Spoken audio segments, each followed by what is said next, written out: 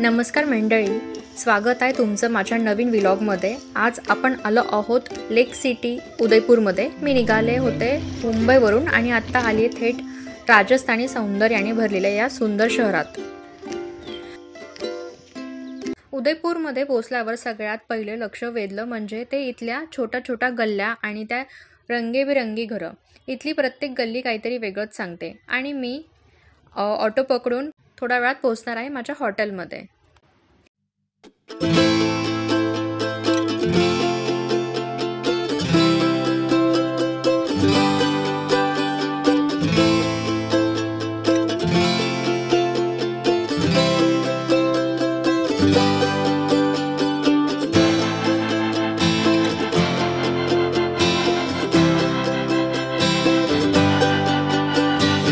हॉटेलमध्ये पोहोचले आणि खिडकीतून दिसणारं दृश्य म्हणजे अगदी पोस्टकार्ड सारखं वाटत होतं।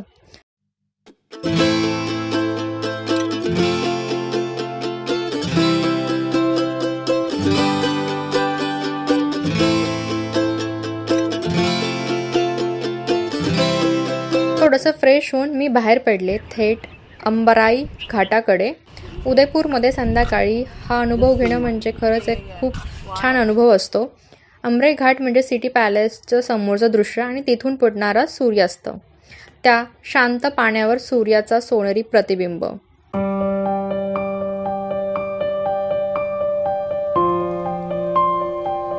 थोडा वेळ बसले, थंड वाऱ्याचा स्पर्श आणि समोर सिटी पॅलेसचं उजळलेलं दृश्य, हा अनुभव खरंच खूप छान होता।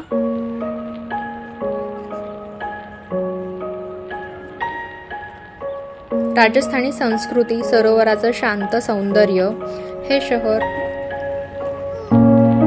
एक रिलॅक्सिंग वाइब देणार आहे।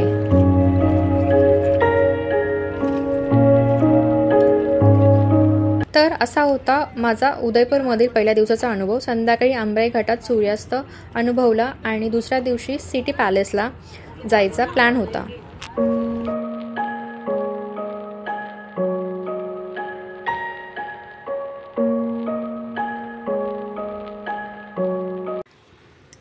सिटी पॅलेस म्हणजे राजस्थानाच्या राजवटीचा एक शानदार आदर्श। त्यानंतर झालेल्या प्रत्येक शासकाने त्यांच्या सौंदर्यात आपली छाप सोडली। म्हणजेच इथली वास्तुकला एकमेकात गुंतलेली वेगवेगळ्या प्रकाराची समृद्ध शैली आहे। हे पॅलेसचं प्रवेशद्वार। इथे तुम्हाला राजवाड्याचं भव्य पण पाहायला मिळेल। राज्याच्या इतिहासाची, संस्कृतीची एक मोठी गोष्ट इथल्या भिंतींवरती नोंदलेली आहे। पॅलेसच्या खास खोलींमध्ये गेले, जिथे महाराजांचं जीवन कसं होतं ते पाहिलं। त्यांच्या राजेशाही मोजक्या वस्त्रांच्या, हत्याराच्या संग्रहाची एक मोठी संग्रहित झलक होती आणि राजकुमारांची जीवनशैली देखील एका वेगळ्या पातळीवर होती।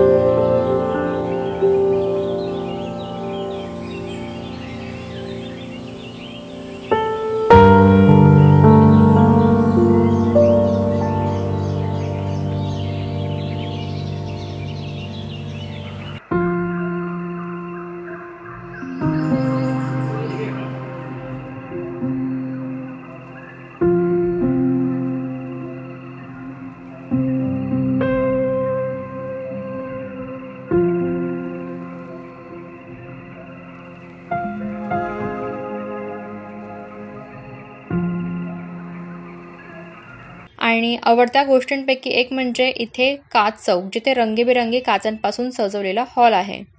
सिटी पॅलेसमध्ये फक्त वास्तुकला नाही, पण त्यांच्या बागा आणि लेक पिचोला या निसर्गाचं सौंदर्य पण बघण्यासारखं आहे.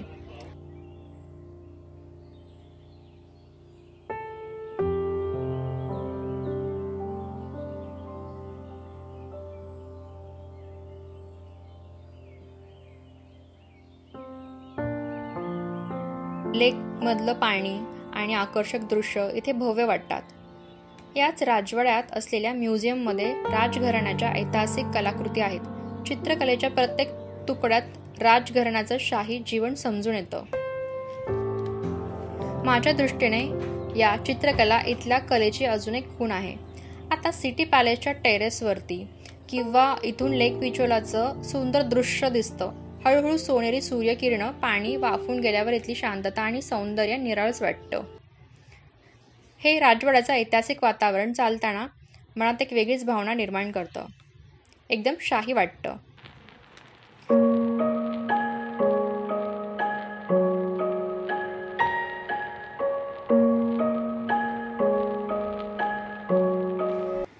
जगमंदिर आयलँड पॅलेस, लेक पिचोलामधील एक सुंदर बेट. बोट राईड करूनच या ठिकाणी जावं लागतं आणि बोट राईडचा आनंद काही वेगळाच असतो. बोट चालवताना समोर दिसतं ते पाण्याचं सौंदर्य, शांत वातावरण आणि हळूहळू मागे उगवणारा सूर्य. हे दृश्य खरंच जादुई आहे.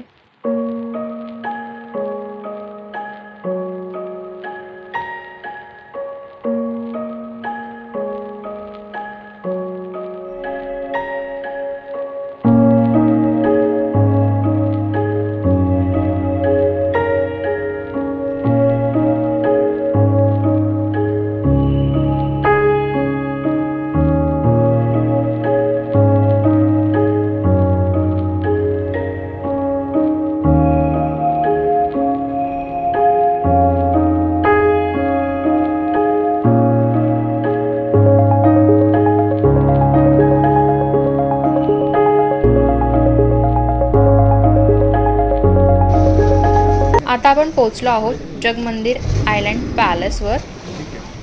हे पॅलेस ज्याचं अस्तित्व सध्या एक शांत आणि ऐतिहासिक ठिकाण आहे, एकेकाळी राजवंशांच्या विश्रांतीसाठी होतं.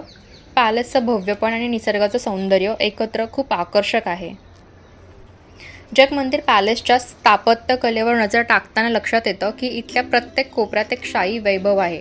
आपण जेव्हा इथे प्रवेश करतो तेव्हा आपल्याला एकदम ऐतिहासिक काळात पोहोचल्यासारखं वाटतं. राजस्थानी शैलीतील आकर्षक शिल्पकाम आणि पाण्याच्या काठांवर असलेलं सुंदर हे सगळं समृद्धतेचं प्रतीक आहे.